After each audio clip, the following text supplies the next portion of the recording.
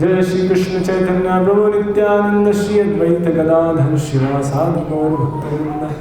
हरे कृष्णा कृष्णा कृष्णा हरे हरे, हरे राम राम राम हरे हरे। भगवद गीता के चौथे अध्याय में भगवान के अवतार का कारण बताया गया है। वहाँ पे बताया गया है, ज़्यादातर आप सब श्लोक जानते होंगे, यदा यदा ही धर्मस्य ग्लानिर्भवति भारत अभ्युत्थानम अधर्मस्य तदात्मानं सृजाम्यहम्। तो भगवान का अवतार वहाँ पे उसके कारण बताए गए कि जब जब धर्म की ग्लानि होती है और अधर्म बढ़ता चला जाता है, तो धर्म की रक्षा के लिए, साधुओं की रक्षा के लिए भगवान अवतार लेते हैं, धर्मस्य ग्लानि। तो भगवान राम का भी अवतार इसी परिप्रेक्ष्य में है, हम सब जानते हैं। तो वहाँ पे श्रील प्रभुपाद जी भगवद गीता के तात्पर्य में लिखते हैं, रामादि मूर्तिषु कला नियमेन तिष्ठन् नानावतारम करोत् भुवनेषु किंतु कृष्ण स्वयं समभवत् परमः पुमान्यो गोविंदमादि पुरुषम तमहम भजामि। तो वहाँ श्रील प्रभुपाद जी भगवद गीता के तात्पर्य में लिखते हैं कि भगवान के कई सारे अवतार हैं। रामादि मूर्तिषु, रामादि, राम और आदि, आदि मतलब कई सारे, है ना। क्या क्या है, कोई बता सकता है? एक एक करके बताइए। राम के अलावा भगवान के कौन कौन से अवतार हैं? नृसिंह और वामन, हाँ, और हाँ मत्स्य और वराह अवतार, कूर्म अवतार, परशुराम। तो इस तरीके से ये सब अवतार हैं भगवान के। तो ये आदिसु, राम और अन्य अवतार, ये सब क्या है? कला नियमेन तिष्ठन्, ये भगवान के विस्तार हैं। भगवान कृष्ण अपने आप को विस्तार करते हैं इन सब विष्णु अवतारों में। कृष्ण स्वयं समभवत् परमः पुमान्यो, जो कृष्ण स्वयं है वो भगवान है, स्वयं वहाँ शब्द आया है। ऐसे ही भागवत में भी वर्णन आता है, एते चांस कला पुंस कृष्णस्तु भगवान स्वयं। जो कृष्ण है वो स्वयं भगवान है।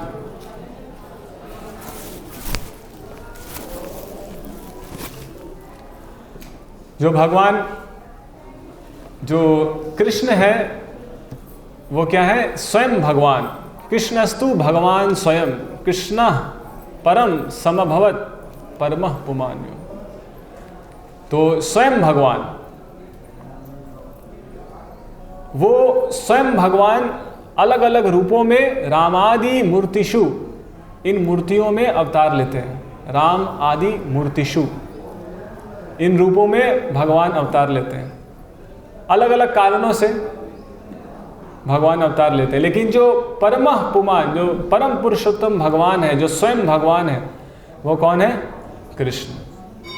तो चैतन्य महाप्रभु के अवतार से कुछ समय पहले एक बहुत महान भगवान के भक्त हुए जिनका नाम था जयदेव गोस्वामी।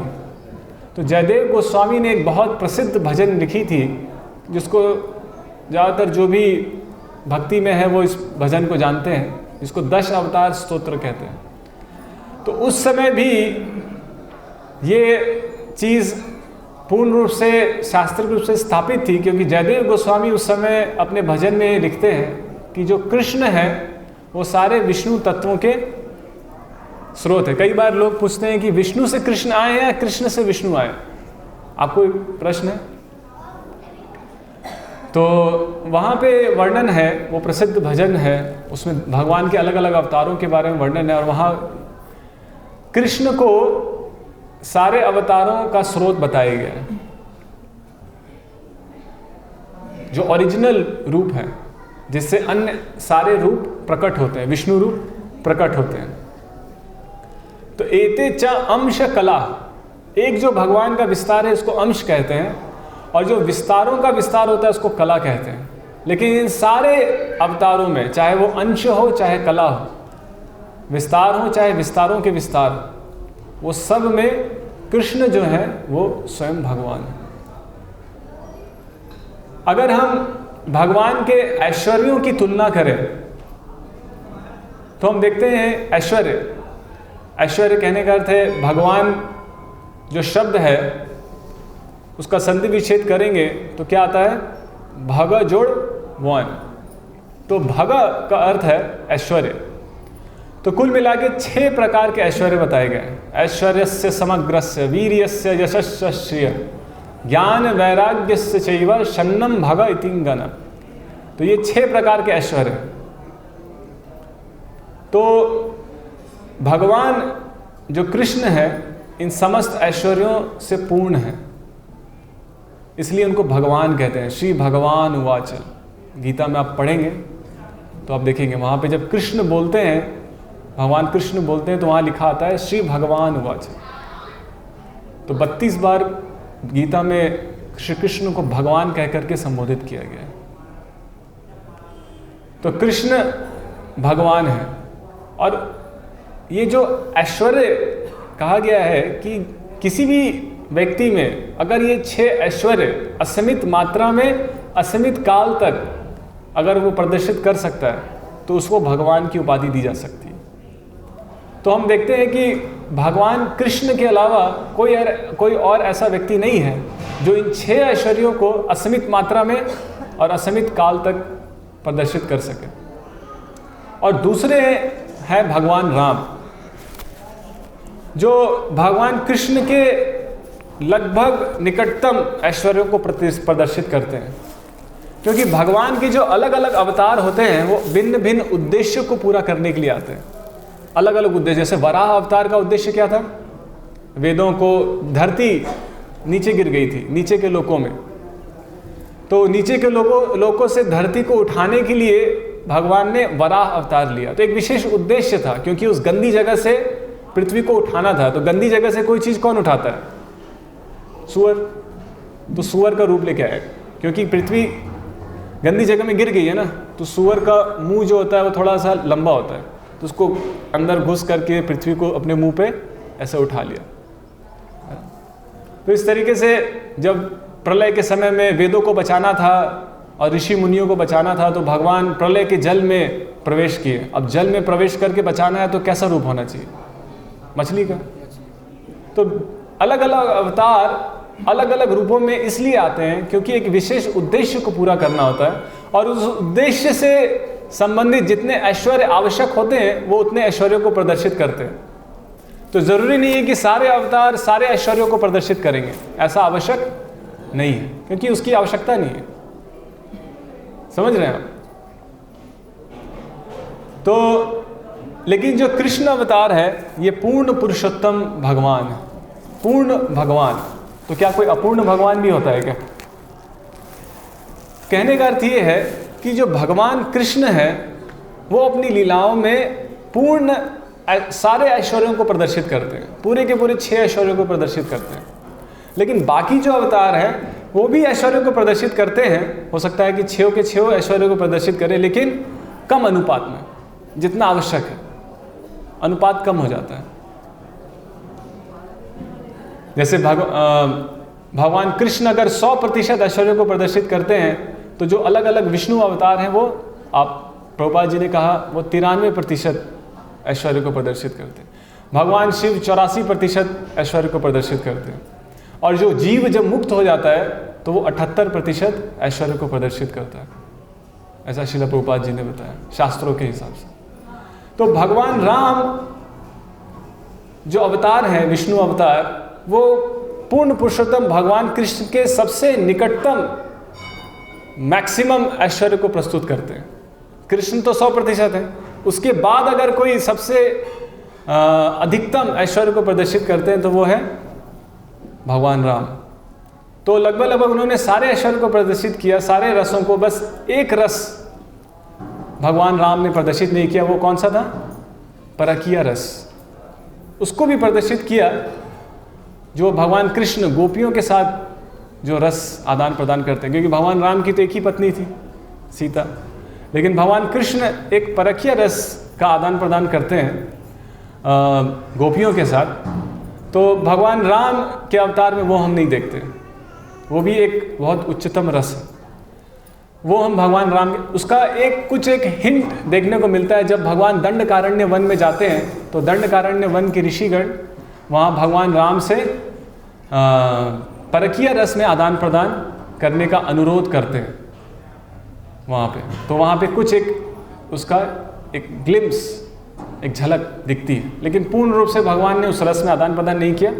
आवश्यकता नहीं थी। भगवान मर्यादा पुरुषोत्तम राम मर्यादा को सिखाने आए थे, मनुष्य समाज को मर्यादा सिखाने आए थे, तो उस रस की उतनी आवश्यकता नहीं थी। इसी तरीके से अलग अलग अवतार अलग अलग अनुपात में ऐश्वर्यों को और अपने रस के आदान प्रदान को प्रस्तुत करते हैं अपने उद्देश्य के हिसाब से।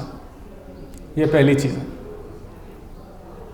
तो प्रभुपाद जी बताते हैं कि अलग अलग अवतार अपने अवतार में अलग अलग ऐश्वर्य प्रस्तुत करते हैं। जैसे कि प्रभुपाद जी ने उदाहरण दिया कि भगवान नृसिंह और परशुराम कौन सा ऐश्वर्य प्रस्तुत करते हैं। 6 प्रकार के ऐश्वर्य हैं। पहले तो ये समझना है, एक तो शक्ति एक ऐश्वर्य है। कोई बहुत शक्तिशाली है तो उससे लोग आकर्षित होते हैं। दूसरा ऐश्वर्य है सुंदरता, खूबसूरती। कोई बहुत खूबसूरत है तो उससे लोग आकर्षित होते हैं। ज्ञान, कोई बहुत ज्ञानी है तो उससे लोग आकर्षित होते हैं। फेम, प्रसिद्धि, और त्याग, वैराग्य। तो ये सब चीज़ें कुल मिला के 6 ऐश्वर्य जो कि लोगों को आकर्षित करते हैं। तो जैसे कि हम देखें, अगर नृसिंह और परशुराम अवतार में कौन से ऐश्वर्य को प्रस्तुत किया गया? शक्ति। अच्छा, और कुछ? नृसिंह भगवान का अवतार आपने देखा है?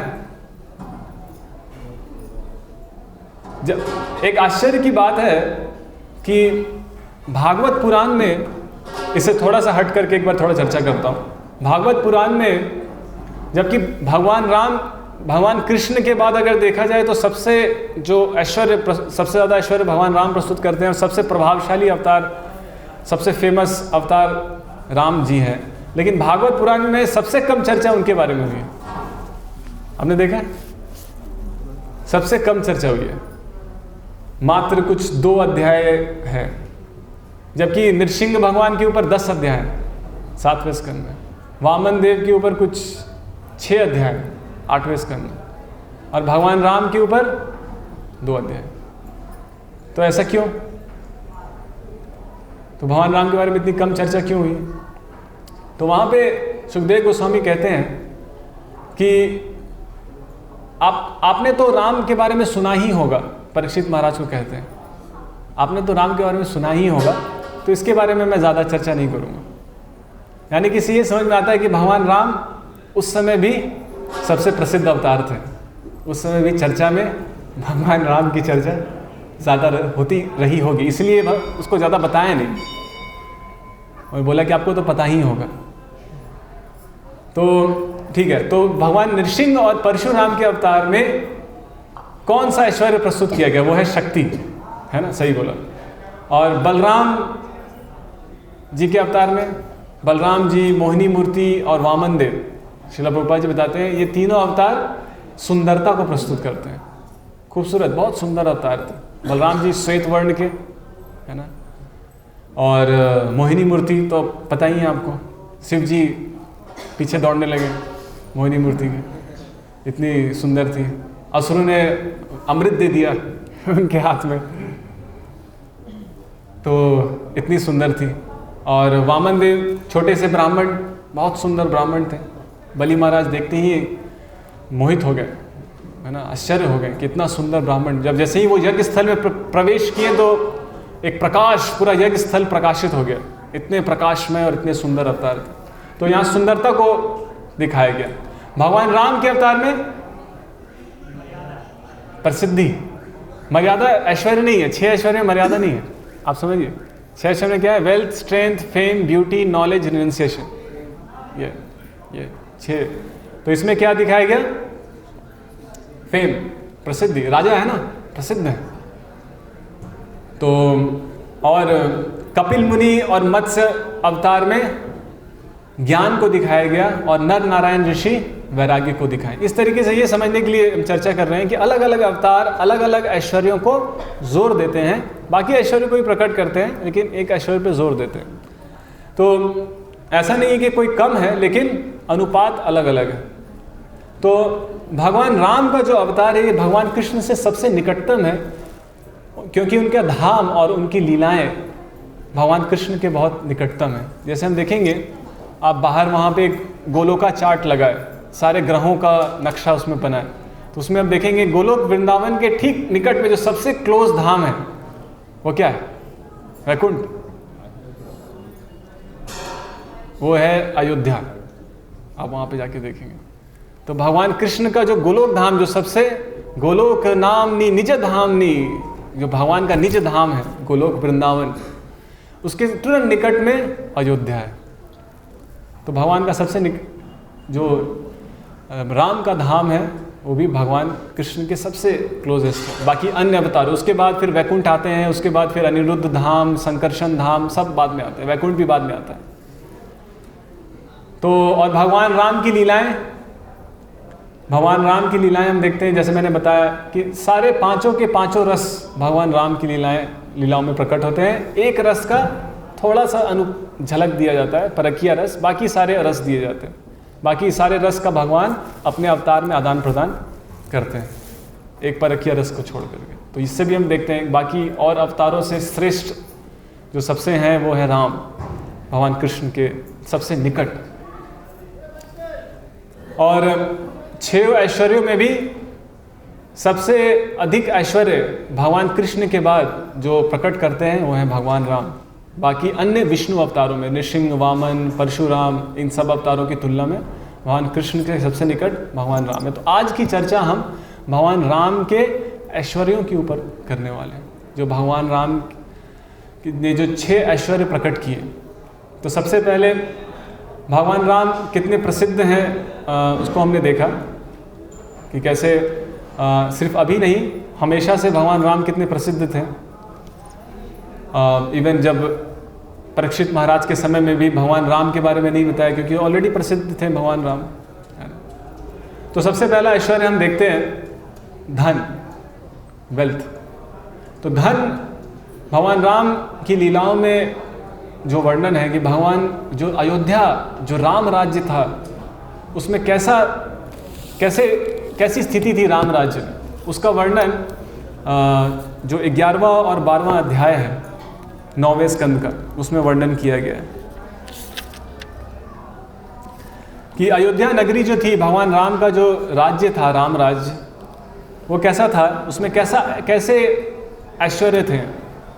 भगवान रामचंद्र के शासन काल में, ये हम 9वें स्कंद के 11वें अध्याय के 26वें, इसमें 26वें से 28वें श्लोक और 32वें से 34वें श्लोक में भगवान राम के ऐश्वर्य को दिखाया गया है कि कितना धन धान्य से संपन्न था भगवान राम का राज्य अयोध्या।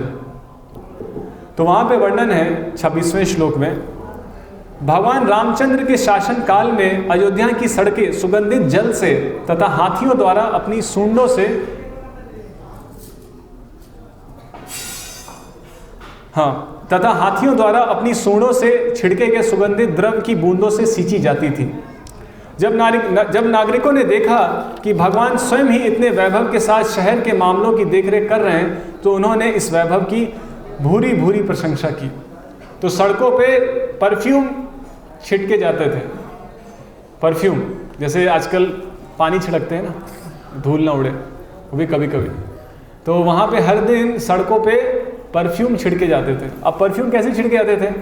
तो हाथियों से, क्योंकि हाथियों के पास वो स्प्रे करने की शक्ति है ना, स्प्रे करते हैं। आपने फोटो देखा होगा हाथियों का स्नान करते हुए, तो इनबिल्ट स्प्रे है उसमें, शरीर में ही बना है।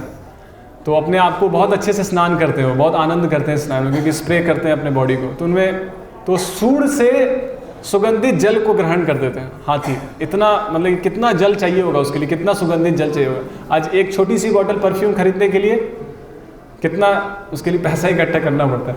उसमें बहुत कैलकुलेट होकर के लगाते हैं, अरे ज़्यादा निकल गया बहुत कैलकुलेट करके उसको लगाना पड़ता है। वहाँ सड़कों पे सुगंधित जल, परफ्यूम छिड़क रहे हैं सड़कों पे, पूरा वातावरण सुगंधित है, और वो केमिकल नहीं, सिंथेटिक केमिकल्स नहीं, शुद्ध। तो इससे ये ऐश्वर्य हम देख सकते हैं। सारे महल, महलों के द्वार, सभा भवन, चबूतरे, मंदिर तथा अन्य ऐसे स्थान सुनहरे कलशों से सजाए और विभिन्न प्रकार की झंडियों से अलंकृत किए जाते थे। जहाँ कहीं भगवान रामचंद्र जाते, वहीं केलों के वृक्षों तथा फल फूलों से युक्त सुपारी के वृक्षों से स्वागत द्वार बनाए जाते थे। इन द्वारों को रंग बिरंगे वस्त्र से बनी पताकाओं, बंद बारों, दर्पणों तथा मालाओं से सजाया जाता था। भगवान रामचंद्र जहाँ कहीं भी जाते, लोग पूजा की सामग्री लेकर उनके पास पहुँचते और उनके आशीर्वाद की याचना करते। वे कहते हैं, हे प्रभु, जिस प्रकार आपने अपने वराह अवतार में समुद्र के नीचे से पृथ्वी का उद्धार किया, उसी तरह अब आप उसका पालन करें। हम आपसे यही आशीष मांगते हैं।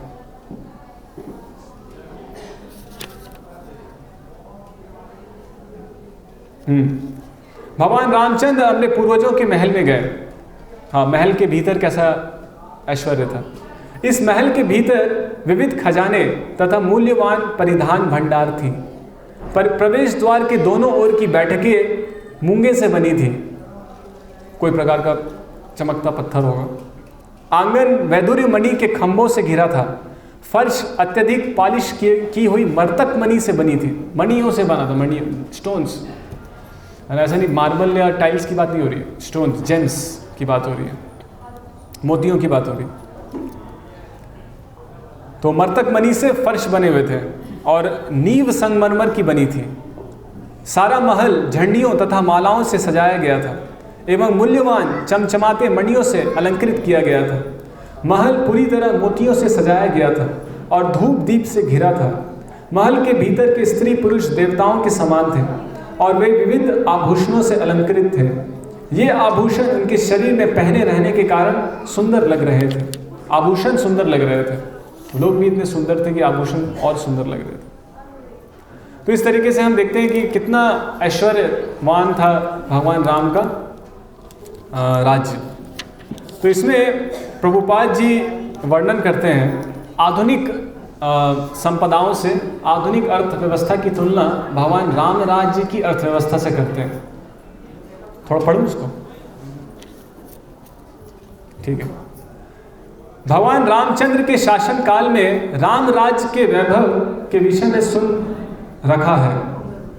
यहाँ पर भगवान के राज्य वैभव का एक उदाहरण प्रस्तुत है।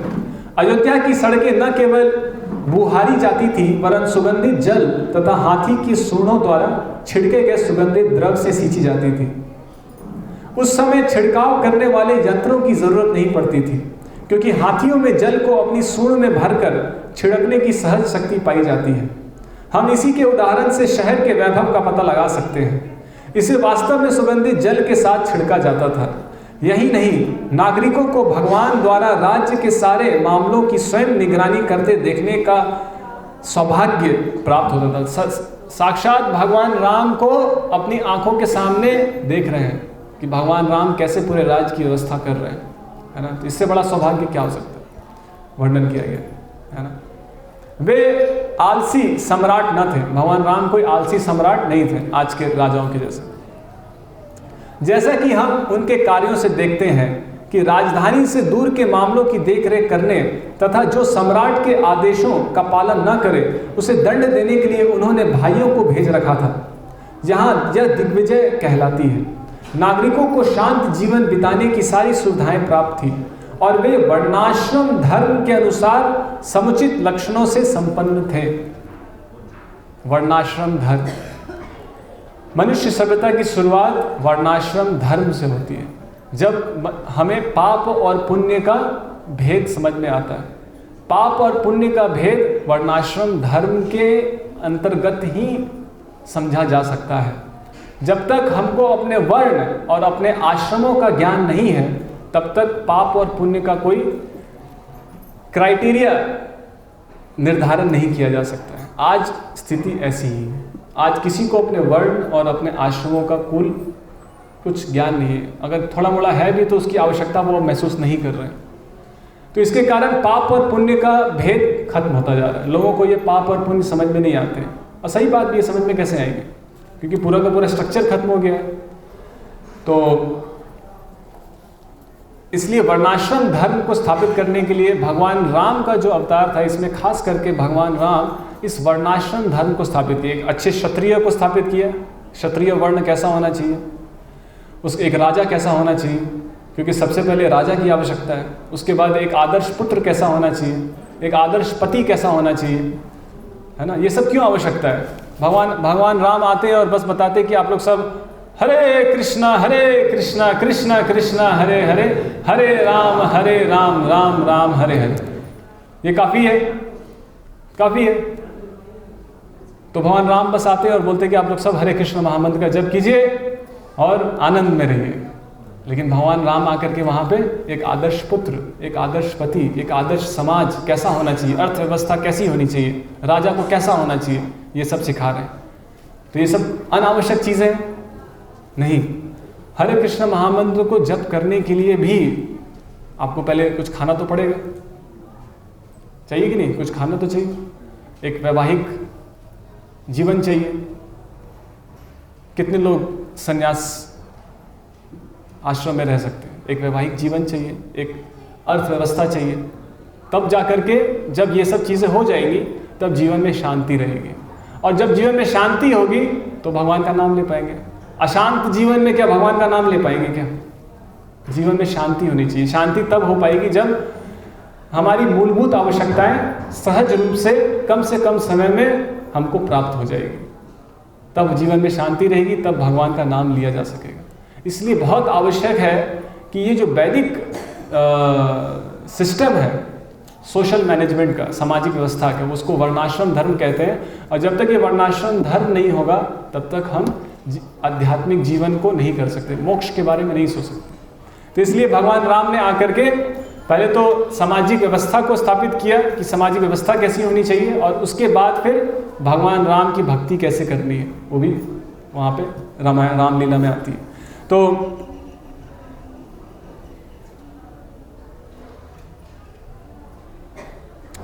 नागरिकों को शांत जीवन बिताने की सारी सुविधाएं प्राप्त थी, और वे वर्णाश्रम धर्म के अनुसार जीते थे, इसलिए शांत जीवन जीते थे। हम वर्णाश्रम धर्म में नहीं जीते हैं, इसलिए हम अशांत रहते हैं और इसीलिए सुखी नहीं रहते। ठीक है, वो अलग विषय है। जैसा कि हम पिछले अध्याय में देख चुके हैं, वर्णाश्रम गुणान्विता, नागरिकों को वर्णाश्रम प्रणाली के अनुसार प्रशिक्षण प्राप्त था। लोगों का एक वर्ग ब्राह्मण था, एक अन्य वर्ग क्षत्रिय था, एक तीसरा वर्ग वैश्यों का था और चौथा वर्ग शूद्रों का था। ऐसे वैज्ञानिक विभाजन के बिना अच्छी नागरिकता का प्रश्न ही नहीं उठता। कोई अच्छी नागरिकता नहीं आ सकती, कोई अच्छा सिस्टम नहीं बनाया जा सकता जब लोगों को पाप और पुण्य का कोई ज्ञान नहीं है। तो क्या सिस्टम बनाएंगे, है ना। और उसके लिए वर्णाश्रम स्थापित धर्म का अनुशीलन आवश्यक है। ठीक है, ऐसे वैज्ञानिक विभाजन के बिना अच्छी नागरिकता का प्रश्न नहीं उठता। राजा उदार तथा कर्तव्य परायण होने के कारण अनेक यज्ञ करता था और प्रजा को पुत्रवत मानता था। नागरिक भी वर्णाश्रम प्रणाली में प्रशिक्षित होने से अत्यंत आज्ञाकारी एवं सुसंयमित थे। तो वर्णाश्रम प्रणाली में विवाह एक यज्ञ है, तो विवाह यज्ञ में एक संयमित आश्रम है कि नहीं, कि जिसमें हमने एक वर्णाश्रम धर्म के अनुसार हर कोई एक पत्नी को स्वीकार करता है और उसके बाहर जाकर के कोई अन्य संबंध नहीं करता है। तो वैवाहिक जीवन में रहना पुण्य हो गया और वैवाहिक जीवन के बाहर जाना पाप हो गया। अब समझ में आपको किस तरीके से वर्णाश्रम धर्म पाप और पुण्य को परिभाषित करता है। कुछ नियम बनाए गए हैं और उन नियमों का उल्लंघन पाप है और नियमों का पालन करना पुण्य है। लेकिन अगर ये वर्णाश्रम धर्म ही नहीं होगा तो पाप और पुण्य कहाँ से होंगे, और पाप और पुण्य ही नहीं होगा तो अच्छी नागरिकता कहाँ से आएगी। लोग संयमित ही नहीं है तो पशु है। पशु और इंसान में तो अंतर क्या है, संयम का। और संयम तब आता है जब पाप और पुण्य का ज्ञान होता है, तो हम समझते हैं अच्छा ये पाप है मत करो, अच्छा ये पुण्य है इसको करो। तो लेकिन जब पाप और पुण्य ही नहीं है तो संयम कहाँ से है, और संयम नहीं है तो नागरिक कहाँ से है, तो पशु है फिर। और पशुओं में कोई भी सिस्टम बनाओगे तो एक दूसरे को नोचेंगे, वो एक दूसरे को लूटेंगे।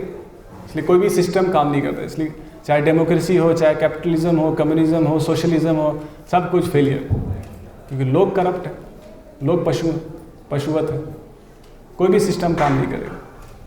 तो नागरिक भी वर्णाश्रम प्रणाली में प्रशिक्षित होने से अत्यंत आज्ञाकारी एवं सुसंयमित थे। संपूर्ण राजतंत्र इतना वैभवशाली तथा शांत था कि सरकार सड़कों पर भी सुगंधित जल का छिड़काव करा सकती थी। सरकार के पास इतना धन था कि सड़कों पर भी परफ्यूम छिड़कती थी। इतना धन था, क्या करेंगे धन को? छिड़को परफ्यूम, पूरा सुगंधित कर दो हर जगह। चूंकि सारी नगरी में सुगंधित जल से छिड़काव हुआ था, अतएव हम अनुमान लगा सकते हैं कि अन्य मामलों में वह कितनी वैभवशाली थी। तो अन्य मामले कितने वैभवशाली होंगे जब सड़कों पे परफ्यूम छिड़क रहे हैं। तो भला भगवान रामचंद्र को राज्य में लोग सुखी क्यों ना रहेंगे?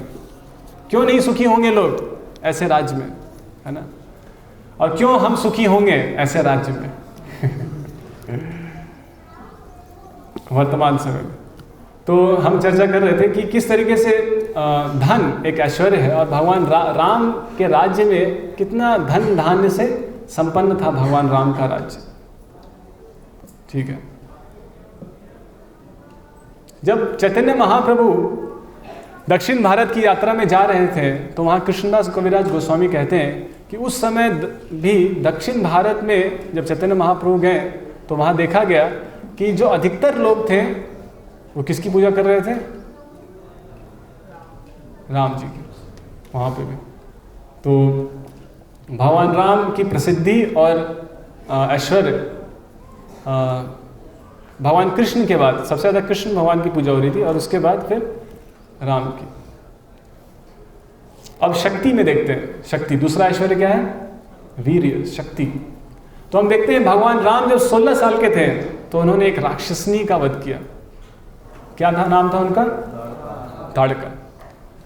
तो ताड़का राक्षसी का वध किया और उसके बाद अब कोई कह सकता है कि वो तो स्त्री थी, उसमें क्या है? तो ज़्यादा मुश्किल नहीं है, उसको कितनी भी शक्तिशाली होगी लेकिन उतने बड़े राक्षस तो नहीं थी वो, इतनी बड़ी। अब ये समझने के लिए वो कितनी शक्तिशाली थी, जब दशरथ महाराज से विश्वामित्र भगवान राम को मांग रहे थे कि आप मुझे कुछ समय के लिए दीजिए, मैं इन राक्षसों का वध कराना चाहता हूँ। तो दशरथ महाराज तो बेहोश हो गए पहले, फिर तो 2-3 बार होश में लाया गया उनको। तो फिर फाइनली जब लोगों ने समझाया फिर तो थोड़ा सा सुनने की कैपेसिटी में आए तो फिर उन्होंने सुना कि विश्वामित्र मांग रहे हैं। तो सुमंत्र ने और अलग मिनिस्टर्स ने समझाया कि इक्ष्वाकु कुल में, है ना, प्राण जाए पर वचन न जाए, है ना। तो वचन दे दिया आपने विश्वामित्र को, अब वचन से पीछे हट जाएंगे तो फिर ये हो जाएगा, इक्ष्वाकु कुल का नाश हो जाएगा।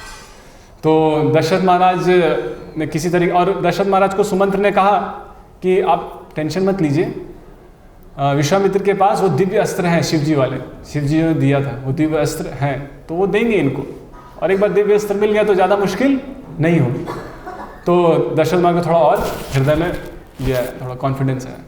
तो दशरथ महाराज कह रहे थे, लेकिन उससे पहले दशरथ महाराज कह रहे थे कि मैं आ जाता हूँ, क्योंकि ये जो राक्षसनी है और ये जो राक्षस है, और वो कौन थे दूसरे राजा, सुबाहु और मरीच, ये सब जो राक्षस है ये इतने शक्तिशाली हैं। और विश्वामित्र ने बताया कि रावण के भेजे गए ये लोग दूत हैं जो कि सारे यज्ञों को विध्वंस कर रहे हैं। तो दशरथ महाराज और भी डर गए, बोले रावण से तो मैं खुद भी नहीं लड़ सकता, मैं 16 साल के अपने बच्चों को कैसे भेज दूँ, जो कि अभी जिसका अभी धनुर्विद्या में प्रशिक्षण नहीं हुआ है, जो अभी युद्ध भूमि में पैर भी नहीं रखा है जिसने, है ना, उसको मैं भेज दूँ इनसे मारने के लिए, पता नहीं मैं भी उसको मार पाऊंगा कि नहीं। वहाँ पे ऐसा वर्णन है। तो उन्होंने कहा कि मैं अपनी सेना लेकर के आता हूँ, मेरे बच्चे को मत लेके जाइए, वो बहुत शक्तिशाली राक्षस है ना, मारीच, सुबाहु और ताटका ये लोग। तो इससे पता चलता है कि जब दशरथ महाराज खुद अपनी पूरी सेना लेकर के तैयार थे, अक्षौणी सेना, इनको मारने के लिए, तो हम समझ सकते हैं कि ये कोई सामान्य राक्षस नहीं थे। अब भगवान ने उनको 16 साल की उम्र में ही खत्म कर दिया। तो दूसरा, ताटका के बाद किसको मारा? सुबाहु। लो, रामायण पढ़ नहीं रहे। मारीच को मारा, मारीच को, उसके बाद मारीच को मारा, तो मारीच को एक तीर में कहाँ फेंक दिया? समुद्र के बीच में, है ना? कई हजार योजन दूर समुद्र के बीच में मारीच जाकर के गिरा। तो एक तीर में बस। तो कितनी शक्ति, भगवान की शक्ति का प्रदर्शन यहाँ देखा जा रहा है। ऐसे तो बहुत सारी दिव्य शक्तियाँ थी, लेकिन हम दिव्य शक्तियों को नहीं देख रहे हैं, हम खाली एक बल को देख रहे हैं। जैसे कि अहल्या को भी पत्थर से जीवित कर दिया, लेकिन वो एक अलग कैटेगरी है, वो एक अलग दिव्य शक्ति है। लेकिन यहाँ हम बल को देख रहे हैं, कितना बलवान थे राम, उस बल को देख रहे हैं। तो एक तीर से मारीच को समुद्र के बीच में फेंक दिया। और सिर्फ ये तो छोटी सी बात थी, तो सबसे बड़ी बात थी कि उस एक तीर से मारीच जो राक्षस था वो क्या हो गया? साधु बन गया एक तीर से। हम इतना हरे कृष्ण महामंत्र जप करते इतने साल तक, लेकिन वो आता नहीं है, वो है ना, साधुत्व गुण आता नहीं है। भगवान ने एक तीर मारा और मारीच पूरा साधु बन गया। तो ये दूसरा तरीका है सिखाने का। जब बात से लोग नहीं मानते हैं तो फिर ये हार्ड तरीका है, हार्ड लेसन से सिखाना पड़ा, स्कूल ऑफ हार्ड नॉक्स, है ना। तो ज़्यादातर लोग, हम लोग इसी ऐसे ही सीखते हैं। तो अगर हम नहीं सीखेंगे भगवत गीता, हरे कृष्ण महामंत्र से नहीं सीखेंगे, तो फिर क्या है? फिर उस तरीके से फिर भगवान हमको सिखाएंगे। वैसे भी ठीक है, वो भी चलेगा क्या। तो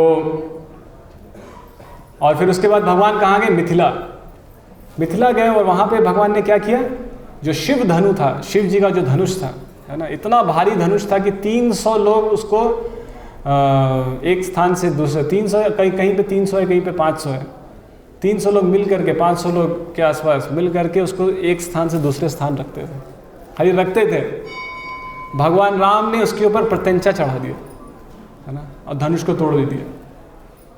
इतने शक्तिशाली। और वहाँ उस सभा में रावण भी था, वो भी आया था धनुष में प्रत्यंचा चढ़ाने स्वयंवर में। तो वहीं से, उसी समय से वो प्रयास में लगा था। तो लेकिन रावण नहीं कर पाया, और भगवान राम ने वहीं पे धनुष को भी तोड़ दिया और प्रत्यंचा भी चढ़ाई।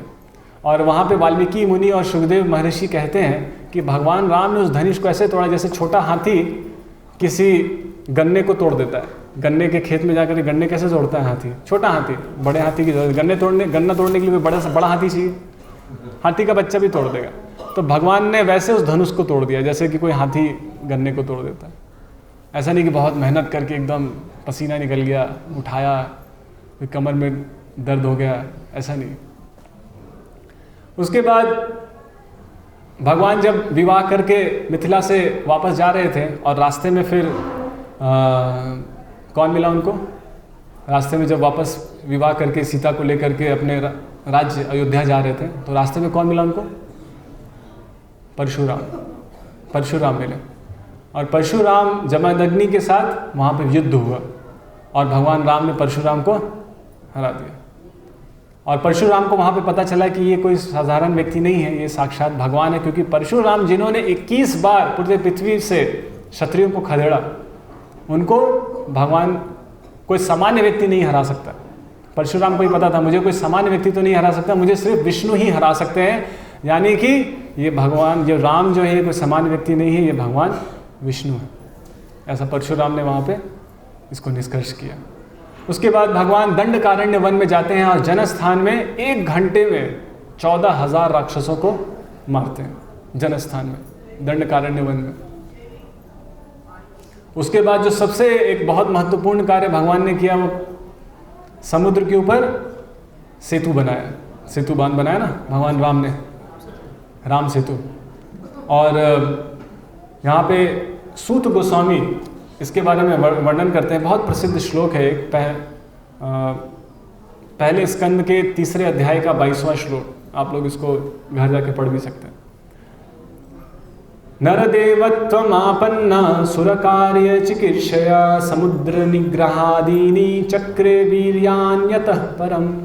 तो यहाँ पे सुत गोस्वामी कहते हैं कि 18वें अवतार, इस अध्याय में भगवान, सुत गोस्वामी भगवान के सारे अवतारों का उल्लेख करते हैं पहले स्कंद में। पढ़िए आप लोग, समय निकाल के ये सब पढ़िए। 18वें अवतार में भगवान राजा राम के रूप में प्रकट हुए, 18वां अवतार था।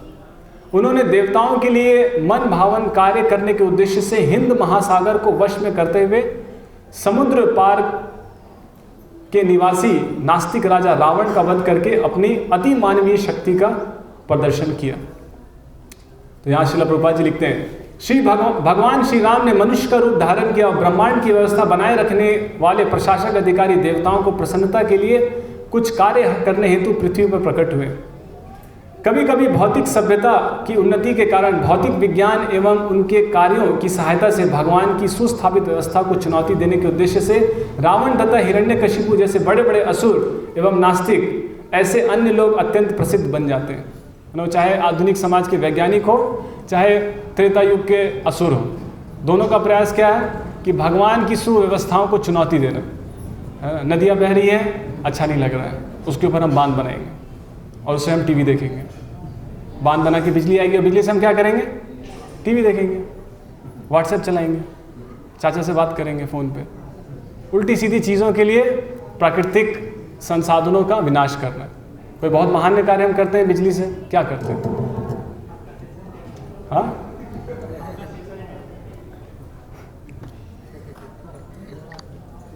तो ठीक है, प्रत्येक लोक की परिस्थितियां भिन्न होती हैं और भगवान की आचार संहिता के अनुसार उनमें विशेष हेतु के लिए विभिन्न वर्ग के लोग निवास करते हैं। लेकिन भौतिक प्रगति में थोड़ी सी भी सफलता प्राप्त करके कभी कभी ईश्वर विहीन भौतिकवादी व्यक्ति भगवान के अस्तित्व को चुनौती देते हैं। थोड़ी सी भी सफलता मिल जाती है तो तुरंत सबसे पहला कार्य हम क्या करते हैं? भगवान को चुनौती। अहंकार इतना ज़्यादा हो जाता है, तुरंत भगवान को चुनौती। रावण इनमें से एक था। हम सब भी हैं, लेकिन हम सबका सबसे बड़ा लीडर था रावण। हम छोटे, वो बड़ा। वह सामान्य लोगों को उनमें योग्यता न होते हुए भी भौतिक साधनों के द्वारा इंद्रलोक को भेजना चाहता था। वह स्वर्ग तक एक सीढ़ी बना देना चाहता था जिससे लोगों को उस ग्रह तक पहुंचने के लिए आवश्यक पुण्य कर्म न करने पड़े। वह भगवान की सुस्थापित व्यवस्था के विरुद्ध अन्य कार्य करने को भी तैयार था। निस्संदेह देवताओं की विनती तथा इच्छा के फलस्वरूप भगवान राम ने इस नास्तिक को दंड देने के लिए अवतरित हुए। फलस्वरूप उन्होंने रावण की चुनौती स्वीकार की और संपूर्ण रामलीला रामायण की विषय वस्तु है। रामचंद्र जी भगवान थे, अतः उन्होंने ऐसे अति मानवीय कार्य किए। ये एक अति मानवीय कार्य है ना, सुपर ह्यूमन एक्टिविटी, कि समुद्र को कंट्रोल करना। आप समुद्र के पास जाते हैं, जब पहली बार मैं समुद्र के पास गया तो देख करके ऐसा लगा मैं गिर जाऊंगा, क्योंकि उतना विशाल समुद्र को देख करके आप अपने बैलेंस नहीं कर पाओगे आप, क्योंकि वो एक हम आदत नहीं है ना उसे देखने की। इतनी शक्तिशाली चीज़, इतना शक्तिशाली स्रोत पानी का। तो पहली बार जब हम जाते हैं तो समुद्र में स्नान करने में डर लगता है ना। उसको कंट्रोल करना तो दूर है, पास में किनारे पे खड़े होकर के थोड़ा सा स्नान करने में डर लगता है कहीं अंदर ना खींच ले। तो सोचो कि उसको कंट्रोल करना कितना शक्तिशाली है, उसको कंट्रोल करके उस पर ब्रिज बनाना। अति मानवीय कार्य किया। यह है भगवान राम, इसलिए वो भगवान है। उन्होंने महासागर के आर पार जल में क्योंकि रामचंद्र जी भगवान थे, अतः उन्होंने ऐसे अति मानवीय कार्य किए जिन्हें भौतिक दृष्टि से समुन्नत रावण समेत कोई भी मनुष्य नहीं कर सकता था। उन्होंने हिंद महासागर के आर पार जल में तैरने वाले पत्थरों का राजमार्ग तैयार किया। आधुनिक वैज्ञानिक ने भारहीनता के क्षेत्र में खोजें की हैं, किंतु वे कहीं भी या सर्वत्र ऐसी भारहीनता उत्पन्न नहीं कर सकते कि पूरा का पूरा एक ब्रिज ही फ्लोट कर दें। कुछ फ्लोट कर सकते हैं, जैसे एक सबमरीन हुआ, छोटा सा एक पनडुब्बी हुआ, उसको फ्लोट कर सकते हैं, लेकिन पूरा का पूरा एक ब्रिज बना सकते हैं, फ्लोटिंग ब्रिज नहीं बना सकते। लेकिन भगवान राम ने अति मानवीय कार्य किया। चूंकि भारहीनता की सृष्टि भगवान द्वारा की गई है, जिससे वे बड़े बड़े ग्रहों को वायु में उड़ा देते हैं, है ना। बड़े बड़े ग्रहों को भगवान भारहीन कर दिए ना, उतने भारी ग्रह हैं लेकिन हवा में, लेकिन अंतरिक्ष में तैर रहे हैं, गिर नहीं रहे। क्यों नहीं गिर रहे? तो भगवान की शक्ति है ना। अधिक उन्होंने इस पृथ्वी पर भारहीन पत्थर तैयार करके समुद्र पर पत्थर को ऐसा पुल बना दिया जो बिना स्तंभों के टिक गया, और यही ईश्वरीय शक्ति का प्रदर्शन है। तो जिसके अंदर श्रद्धा है उसको भगवान को मानने के लिए अनगिनत उसके लिए एविडेंस है।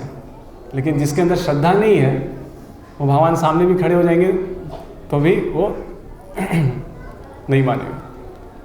तो अगला ऐश्वर्य है प्रसिद्धि। तो भगवान की प्रसिद्धि कैसी है? अभी तक हमने क्या देखा? शक्ति देखा, और दूसरा पहला देखा धन, दूसरा शक्ति, अब हम देखेंगे प्रसिद्धि। तो भगवान राम कितने प्रसिद्ध हैं? एक मार्कंडेय ऋषि को वरदान था कि वो ब्रह्मा 7 कल्पों तक, 7 कल्प कहने का मतलब है ब्रह्मा के 7 दिन, एक कल्प को, एक दिन को एक कल्प कहते हैं। तो ब्रह्मा का एक दिन कितना है? 1000 वर्ष। 1000 वर्ष है ना? कितने लोगों को लगता है 1000 वर्ष? शाबाश। 1000 वर्ष नहीं है, 43,20,000 वर्ष है, इंटू 2, वो भी दिन है, रात नहीं है उसमें। उसको इंटू 2 करेंगे तो फिर ब्रह्मा का एक दिन आएगा। और ऐसे 43,20,000 साल इंटू 2 इंटू 1000, ये है ब्रह्मा का एक दिन इंटू 1000। तो कितना हो गया?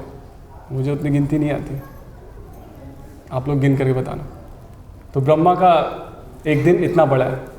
तो एक दिन और रात मिला करके इंटू 7, क्योंकि वो 7 दिन और रात उनकी उम्र थी, तो इतनी लंबी उम्र थी। तो मार्कंडेय ऋषि, इतने वहाँ वर्णन है कि शुक महर्षि बताते हैं कि मार्कंडेय ऋषि अपने पूरे जीवन काल तक भगवान राम का गुणगान कर रहे हैं। तो भगवान राम का इतिहास कितना है? अगर उनके इतिहास को पता लगाया जाए, कैसे पता लगाओगे? अब ये तो संख्या में नहीं आ पाएगी। तो हाँ, कुछ लोग कहते हैं कि भगवान राम त्रेता युग में आए थे। उसमें भी आपको समझना है कि कौन से त्रेता युग में आए थे, क्योंकि ब्रह्मा के एक दिन में 1000 त्रेता युग आते हैं। तो कौन से त्रेता युग में आए थे?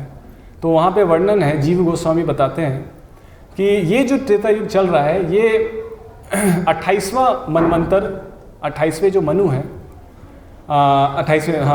28वां मनवंतर है, 28वां युग चल रहा है। 28वां युग चल रहा है, मनवंतर तो 14 होते हैं। 7वें मनवंतर का 28वां युग चक्र चल रहा है। 1000 युग चक्र होते हैं ना एक दिन में, तो 1000 में से 28वां युग चक्र, 7वें मनु का 28वां युग चक्र अभी चल रहा है, जिसमें हम अभी यहाँ पे जन्म लिए हैं। तो जो राम आए थे वो, उसमें 2 मतभेद है, या तो वो इसी मनवंतर में 24वें युग चक्र में आए थे या 18वें युग चक्र में आए थे। दोनों अलग अलग शास्त्रों में अलग अलग वर्णन, या तो 18वें में आए थे या तो 24वें में आए थे। तो भगवान राम इस त्रेता युग में नहीं आए थे, ब्रह्मा के इस दिन में आए थे। ब्रह्मा के एक दिन में भगवान एक बार अवतार लेते हैं, तो ब्रह्मा के इस दिन में आए थे, लेकिन कौन से मनवंतर में आए थे?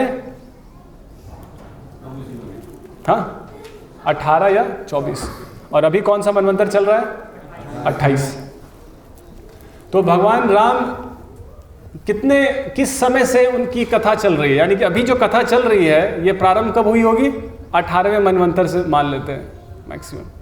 तो उस मनवंतर से चली आ रही है। कितने साल हो गए? 18 से अभी चल रहा है 28, 10 तो मनु इस बीच में पार हो गए। तो एक मनवंतर का आपको एज बताया मैंने, 43,20,000 इंटू 1000 इंटू 2 इंटू 7, ये हो गया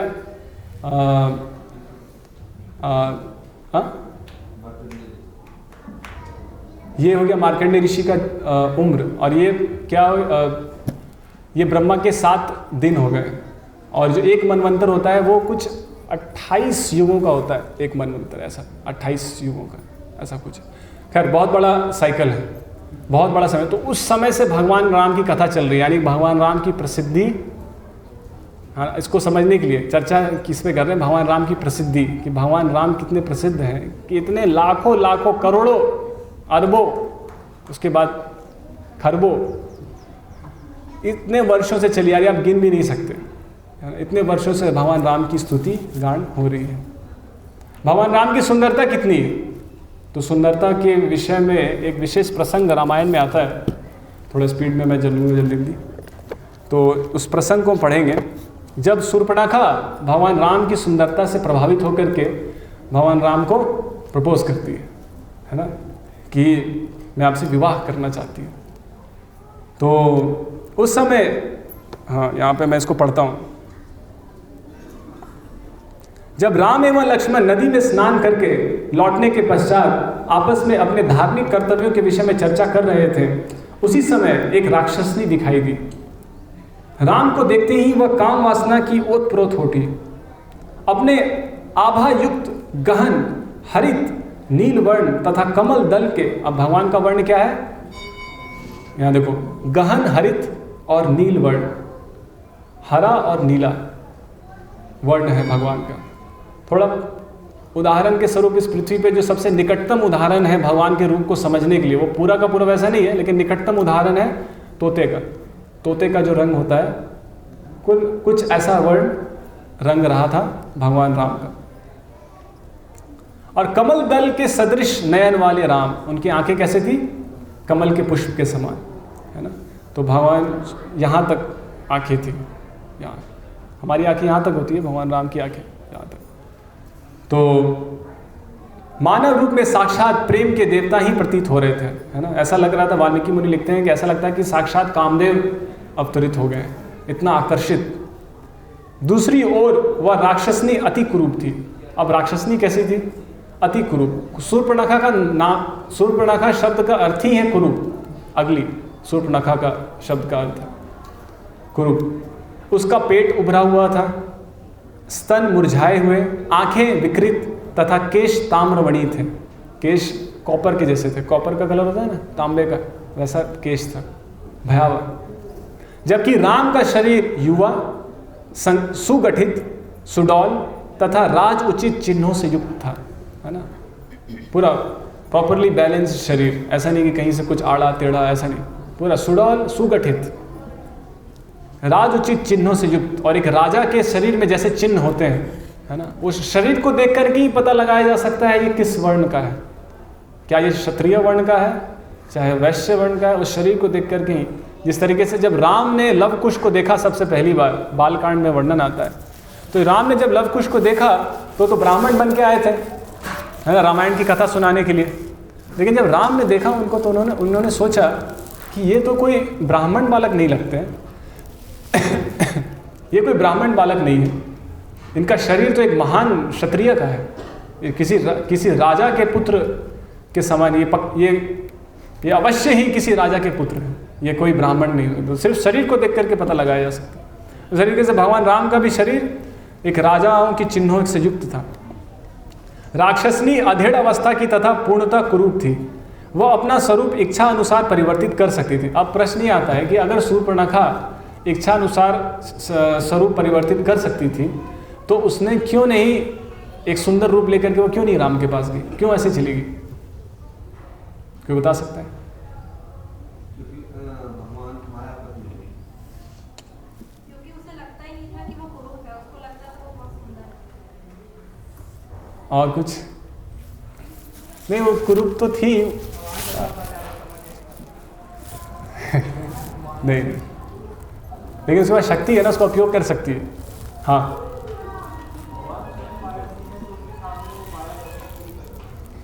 नहीं ये भी नहीं है। तो यहाँ पे वर्णन ध्यान से सुनिए, आप लोग पढ़ नहीं रहे रामायण, समझ गए। तो अगली बार से सवाल पूछूंगा, जवाब नहीं होगा तो फिर वो लिख के लाना होगा उसको 21 बार, ठीक है। इस बार छोड़ दे रहा हूँ, ठीक है। तो राक्षसनी अधेड़ अवस्था की तथा पूर्णतः कुरूप थी।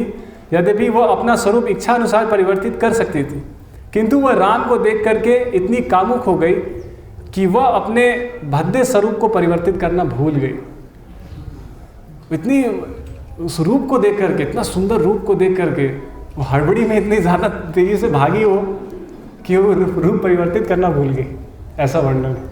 क्योंकि रूप इतना विस्मयकारी रूप था कि पूरी इंद्रियों को ये बिविल्डर कर दिया तो अपने आप को संभाल नहीं पाई वो। किंतु वह राम को देख, हाँ, वह राम के पास जाकर बोली, हे सुंदर पुरुष, तनिक मुझे बताएं कि आप कौन हैं और एक सन्यासी की भांति वस्त्र पहने वन में क्या करने आए हैं। और इस तरीके से फिर वार्तालाप चालू हुआ। तो यहाँ पे रूप का वर्णन हमने देखा कि राम कितने सुंदर थे, है ना, शूर्पणखा के मुकाबले वहाँ पे उनके रूप का वर्णन किया गया है।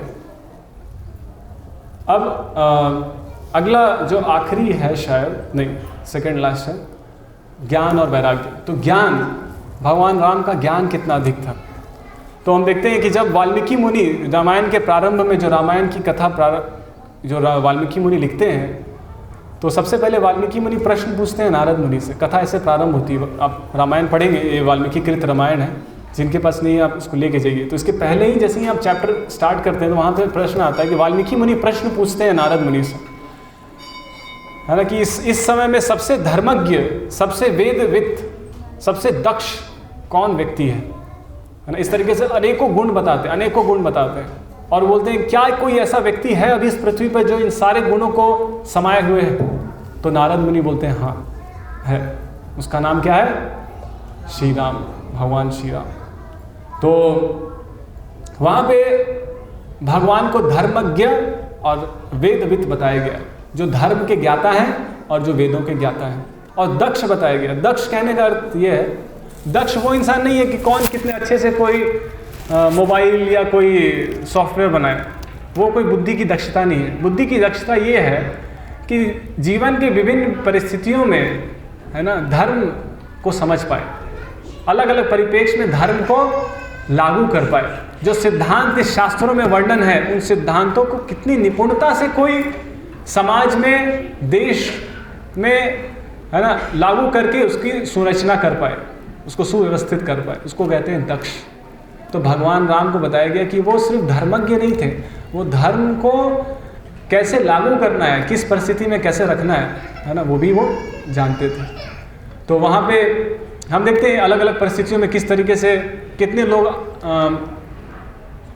भगवान राम को राज्य जब छोड़ना पड़ा, जब भगवान राम ने सीता का परित्याग किया, तो उसमें भी उनकी धर्म की समझ हमको देखने को मिलती है कि धर्म क्या है। अलग अलग परिस्थितियों में हम देखते हैं जब उन्होंने उस शूद्र को मारा जो तपस्या कर रहा था, याद है आपको, एक शूद्र था ना जो तपस्या कर रहा था, वो स्वर्ग जाना चाहता था, तो भगवान राम ने तुरंत जाके इसको मार दिया, है ना, क्योंकि अधिकारी नहीं है वो शूद्र है और वो नकल कर रहा है ब्राह्मण का।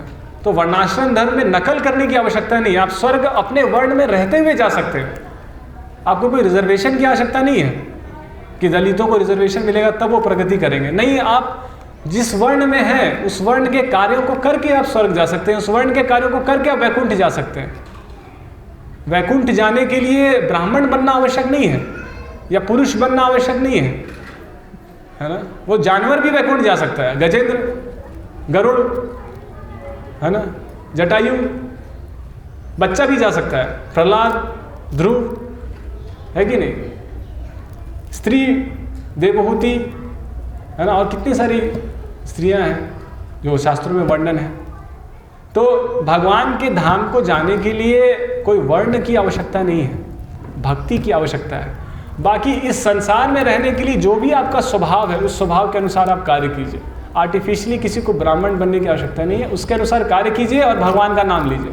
वर्णाश्रम आचार बता पुरुषे न परः पुमान विष्णुर आराध्यते पुंसाम, कि वर्णाश्रम धर्म में जो आवश्यक है वो क्या है, विष्णुर आराधना, वो मैटर करता है। बाकी तो तत्कालिक है, वो आप कुछ भी कर लो, मतलब कि जो भी आप क्या स्वभाव है वो आप कर लो, वो ज़्यादा मैटर नहीं करता है। तो शूद्र हो चाहे हो, नकल करने से अधर्म बढ़ेगा, इसलिए उसको मारना पड़ा। तो हम देखते हैं वहाँ धर्म की समझ जो भगवान की थी। भगवान कितने बड़े ज्ञाता थे, दक्ष थे, और उन्होंने वशिष्ठ मुनि के मार्गदर्शन में सारे धर्म का ज्ञान लिया, सारे वेदांगों को सीखा, और विश्वामित्र से धनुर्विद्या का ज्ञान लिया। विश्वामित्र ने उनको बहुत सारी शक्तियाँ दी, बहुत सारे मंत्र दिए, खास करके 2 प्रमुख मंत्र दिए, बल और अति बल नामक 2 मंत्र दिए। तो इस तरीके से, और हम देखते हैं कि जब वाली को जब भगवान ने मारा तो वाली ने पूछा कि आपने पेड़ के पीछे छिप करके मुझे क्यों मारा। भगवान राम से पूछा, भगवान राम ने कितने अच्छे से धर्म का ज्ञान बताया कि एक तो तुम पशु हो, और पशुओं को मारने के लिए, जैसे राजा जब पशु का शिकार करते हैं तो वहाँ कोई धार्मिक सिद्धांतों से शिकार नहीं होता है, पशु का शिकार कर रहे हैं तो वहाँ कोई धर्म की आवश्यकता नहीं है। दूसरा आर्गुमेंट ये दिया कि तुम खुद अपने भाई की पत्नी के साथ अय्याशी कर रहे हो और तुम मुझे धर्म सिखा रहे हो, है ना। पहले तुम अपनी स्थिति देखो कि तुम क्या कर रहे हो। उसके बाद भगवान ने बताया कि मैं राजा हूँ, और क्योंकि मैं राजा हूँ तो इस राज्य की सारी संपत्ति, पशु पक्षी वन झील नदी, सब पे मेरा अधिकार। तो आवश्यकता अनुसार मैं किसी भी पशु के ऊपर का प्राण भी ले सकता हूँ और किसी को वरदान भी दे सकता हूँ। वो राजा का अधिकार है, उससे उसको पूछने की आवश्यकता नहीं है या धर्म पालन करने की आवश्यकता नहीं है। वो अधिकार है, उसका अधिकारी है। अगर उसको लग रहा है इसको मारना चाहिए तो मार सकता है। अगर वो उस राज्य का नागरिक है तो राजा का अधिकार है। इस तरीके से भगवान ने 3-4 कारण बताए वाली को कि क्यों मैंने तुम्हें मारा पेड़ के पीछे छिप करके। तो ये ज्ञान है। ज्ञान का अर्थ कैसे मोबाइल बनाना है, कैसे चिप बनाना है, ये ज्ञान नहीं है। ज्ञान का अर्थ है कैसे धर्म को समझना, अपने जीवन में निपुणता से उसको लागू करना। और वैराग्य, वैराग्य आखिरी चर्चा है, बस 1 मिनट और।